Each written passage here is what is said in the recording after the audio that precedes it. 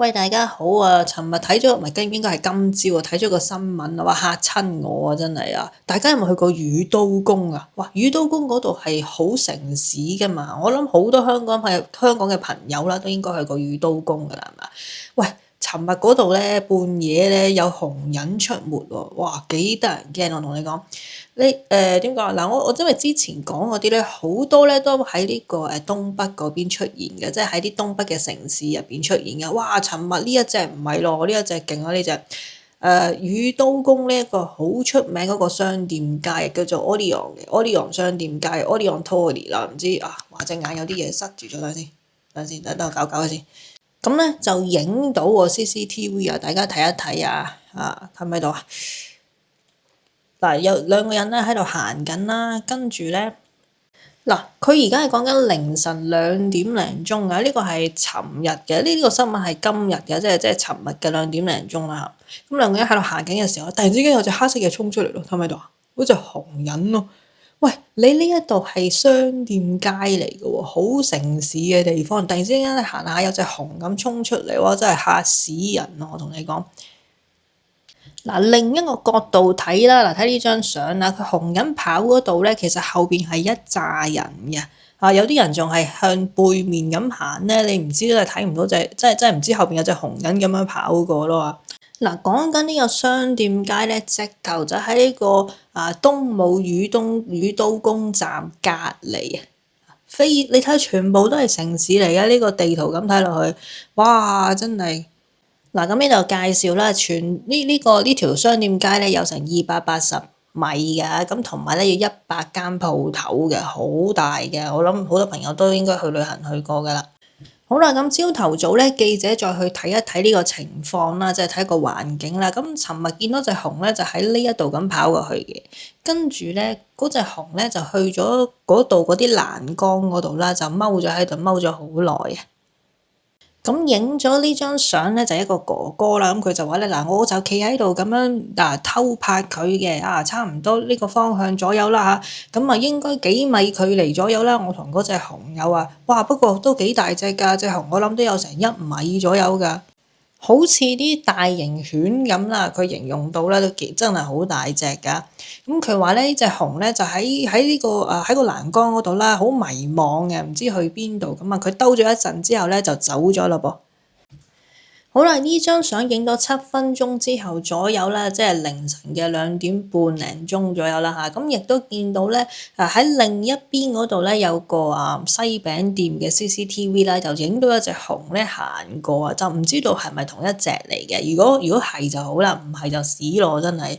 嗱，咁亦都喺商店街附近啦，有其他人都影到隻熊咧喺度跑緊嘅，大家可以想像得到啊，幾誇張啊！真係人熊共存啊！而家好啦，咁頭先就凌晨出現啦，但係啦嗱，而家呢一個咧就係夜晚嘅6點半啊，6點半鐘咧都有紅人日光日白咁出現啊，講到佢好似啲鬼咁啊，淨係夜晚出現嗱。你睇唔睇到喺上面斜坡嗰度咧？咁佢都望住個鏡頭嘅，咁影住嗰人咧就不停喺度話打電話咁啊。咁好啦，跟住再 zoom out 睇一睇啦。呢一個地方咧唔係啲咩山林入邊嚟㗎，大家可以睇到係好多住宅㗎喎，真係大搖大擺咁行啊！佢而家嗱，咁拍攝者咧就咁講啊，佢話佢當時咧就幫隻狗梳緊狗毛嘅。跟住後邊咧就聽到沙沙聲咁樣啦，之後佢就回頭望一望啦，點知咧就見到一隻熊喺佢嘅前面啦。咁佢就話咧本來咧係向住佢嗰邊行過嚟嘅，跟住佢即刻嚇一嚇啦。總之咧要翻咗入屋先啊。咁但係隻狗咧仲未察覺到乜嘢事，所以咧佢就拉住隻狗一齊咧滴咗佢入屋嘅。咁佢都話啦，哇！真係冇諗過我自己屋企附近會有熊人出沒喎。好啦，然之後咧，去到2個鐘頭之後咧，就喺距離大概1.1公里嘅地方咧，又有熊出沒啦喎嚇！畫面見到咧，好大個身影咧喺度行緊樓梯。咁拍攝者都話啦，佢都係聽到有聲回頭望咧，先發現哇，做乜鬼啊？有隻熊喺度行緊樓梯喎！嗱，咁呢度咧有個地圖啦，大家可以睇一睇㗎嚇，就係話咧，如果按照順序咁樣睇咧，就係朝頭早上6點半左右啦，熊咧就喺呢個公園附近嘅山林嗰度出現啦，之後就影到喺呢個住宅區嗰一邊嘅。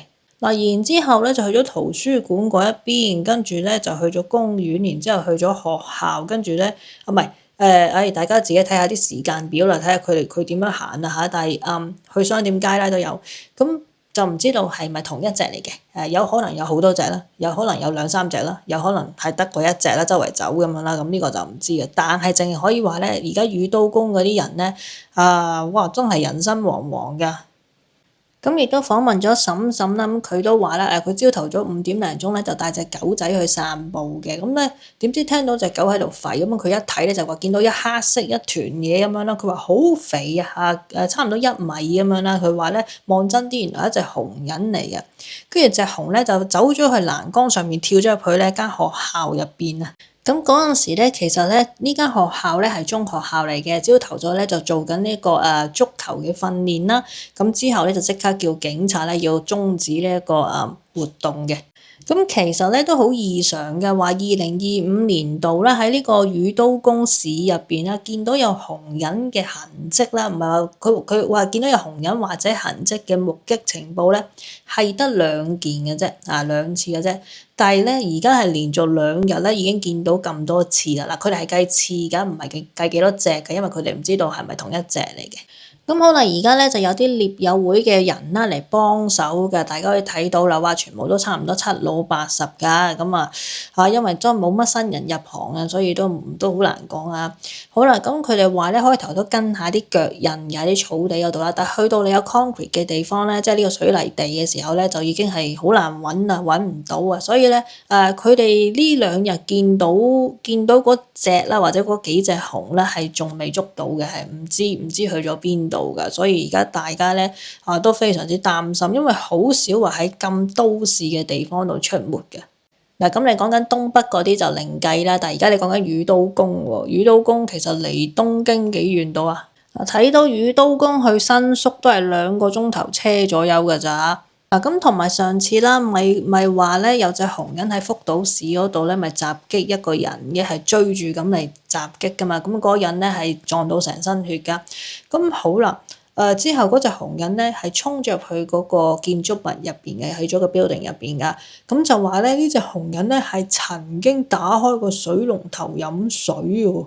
哇！你話係咪好犀利啦？我唔知係個水龍頭冇閂到啊，定係佢真係識自己開咯嚇。